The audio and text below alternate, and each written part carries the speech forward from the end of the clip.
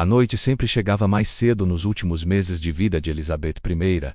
Não era o inverno inglês que apagava o sol, mas a escuridão que se acumulava dentro dela, lenta, silenciosa, inevitável. A mulher que durante décadas governara com firmeza de aço, agora evitava seu próprio reflexo. Pedia que retirassem espelhos, mandava afastar qualquer superfície que pudesse mostrar a realidade que a corte jamais deveria ver. A rainha virgem estava se desfazendo, e o mundo não podia saber. As câmaras do palácio cheiravam a resina, ervas queimadas e vinhos adocicados usados para ocultar o odor que seu corpo exalava. Elizabeth recusava-se a deitar, recusava-se a comer, recusava-se até mesmo a descansar a cabeça por alguns segundos. Dizia que, se deitasse, nunca mais se levantaria. E talvez tivesse razão. A pele que um dia fora alvo de celebração estava agora manchada de negro, como se a morte já tivesse iniciado sua pintura nela, começando pelos pés e subindo lentamente dia após dia. As damas tentavam maquiar o impossível. Camadas de chumbo e vinagre cobriam o rosto da rainha, formando uma máscara dura, rachada nas bordas como gesso antigo prestes a cair. A maquiagem queimava sua pele, mas ela ordenava que aplicassem mais. Tudo para que ninguém visse os buracos onde os dentes haviam se partido. A carne que se desprendia próxima ao queixo, o contorno das olheiras profundas, que nenhuma cor branca era capaz de esconder. Seu cabelo, outrora ruivo e flamejante, caía em tufos sobre o chão. A cada manhã, encontravam mais fios sobre seus travesseiros, lembranças silenciosas de que o corpo da rainha não pertencia mais a ela. Elizabeth caminhava de um lado para o outro, ora sem parar, arrastando os pés, murmurando palavras que ninguém compreendia. Tinha medo de sombras, medo de portas semiabertas, medo dos próprios pensamentos. Às vezes apontava para cantos vazios e pedia para tirarem aquilo dali. Outras vezes chorava sem lágrimas, sem som, apenas com o peito se movendo de forma quebrada, como se cada respiração fosse uma batalha perdida. Os conselheiros tentavam se aproximar, mas ela não deixava. Empurrava as mãos que tentavam guiá-la, recusava médicos, expulsava qualquer pessoa que mencionasse repouso ou doença. A rainha que conquistara respeito com a voz agora governava pelo silêncio, e ninguém ousava contrariá-la. Naquele tempo, admitir a fraqueza de Elizabeth significaria admitir que o trono estava vulnerável, e a Inglaterra não podia se dar a esse luxo.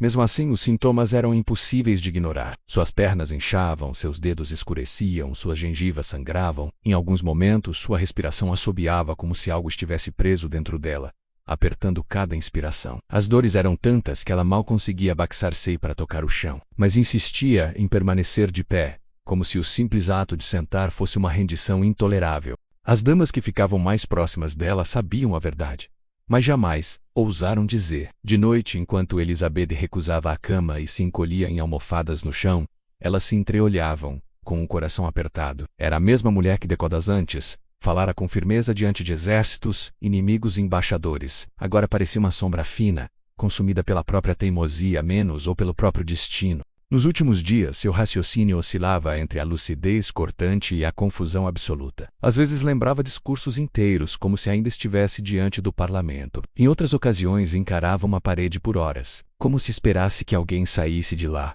Havia noites em que chamava pelas irmãs mortas, por sua mãe, por conselheiros que há muito não caminhavam pela terra. E quando ninguém respondia, ela simplesmente voltava ao silêncio, aquele silêncio que amedrontava até os mais valentes da corte. A notícia de que a rainha estava à beira da morte espalhou-se como fumaça contida. Ninguém podia comentar abertamente, mas todos sabiam. Diplomatas estrangeiros escreviam cartas cifradas dizendo que a luz do reino parecia fraca. Servos caminhavam mais devagar, como se temessem que qualquer barulho pudesse quebrar o pouco de força que ainda restava no corpo dela. Na véspera de sua morte, Elizabeth já não falava. Respirava rápido, com o peito tremendo como um pássaro ferido. Os olhos, sempre tão expressivos, estavam opacos, olhando para um ponto entre o chão e o vazio. As damas tentavam convencê-la a deitar, mas ela não permitiu. Apenas levantou uma mão magra coberta por manchas escuras e negou lentamente com a cabeça. Sentou-se apoiada em almofadas, o rosto branco demais sob a pintura, a boca tremendo enquanto lutava para manter a compostura até o último instante. Quando finalmente caiu em silêncio profundo, todos ao redor compreenderam que aquele era o fim. A rainha que governara por 44 anos, que sobrevivera a armadas, conspirações e traições, agora sucumbia ao próprio corpo. O país inteiro aguardava, retendo o fôlego. Quando ela morreu, ninguém chorou imediatamente. O choque era grande demais, peiçado de meio. A morte de Elizabeth não era apenas a morte de uma mulher. Era o fim de uma era. Mas o horror não terminou com seu último suspiro. Os rituais mortuários da realeza Tudor eram longos, rígidos e profundamente simbólicos. O corpo da rainha precisava ser preparado para ser mostrado ao povo menos.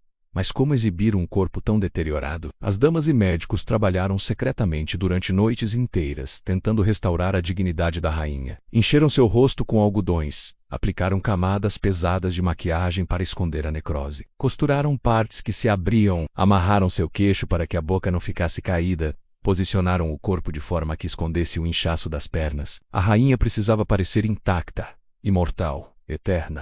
No caixão ela parecia quase uma estátua. A pele estava firme demais, a expressão congelada demais. Quem a viu jurou que havia algo de estranho, algo rígido, quase artificial. Mas ninguém ousou comentar. Não sobre ela.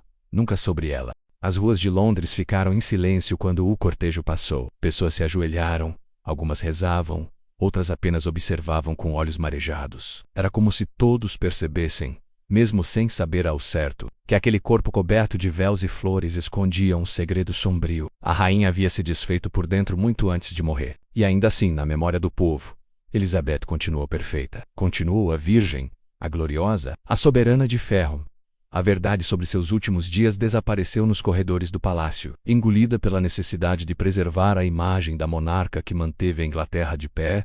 O mito venceu o corpo. O símbolo venceu a mulher. No fim, Elizabeth I morreu como viveu, escondida atrás de uma máscara. Uma máscara que a história continuou usando por séculos, até que finalmente as sombras de suas últimas noites começaram a emergir. Hoje, ao revisitarmos esse final tão silencioso e tão brutal, surge uma pergunta inevitável. Você acredita que os reis e rainhas da história escondiam segredos ainda mais sombrios do que aquilo que chegou até nós?